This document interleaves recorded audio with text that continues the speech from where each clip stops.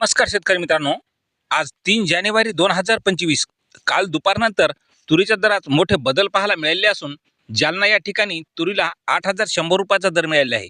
सध्या संपूर्ण महाराष्ट्रात काय मिळत आहे बाजारभाव पहा चॅनलच्या माध्यमातून। पहिली बाजार समिती आहे जालना।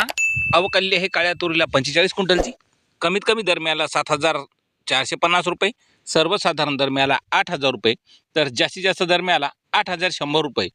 पुढील बाजार समिती सोलापूर।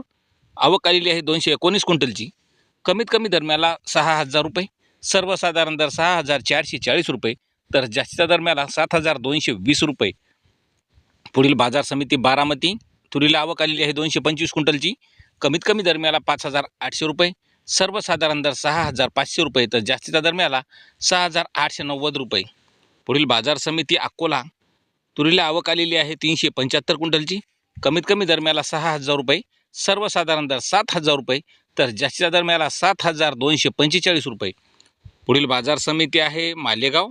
आवक आलेली आहे 43 क्विंटलची, कमीत कमी दर मिळालेला आहे 3,000 रुपये, सर्वसाधारण दर 5,770 रुपये, तर जास्तीचा दर मिळाला 6,100 रुपये। पुढील बाजार समिती आहे चिखली।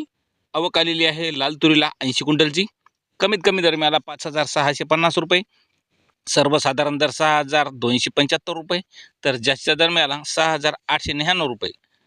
पुढील बाजार समिती वाशिम। लाल तुरीला आवक आलेली आहे 90 क्विंटलची, कमीत कमी दर मिळाला 6,055 रुपये, सर्वसाधारण दर 6,300 रुपये, तर जास्तीचा दर मिळाला 6,810 रुपये। पुढील बाजार समिती आहे जिंतूर।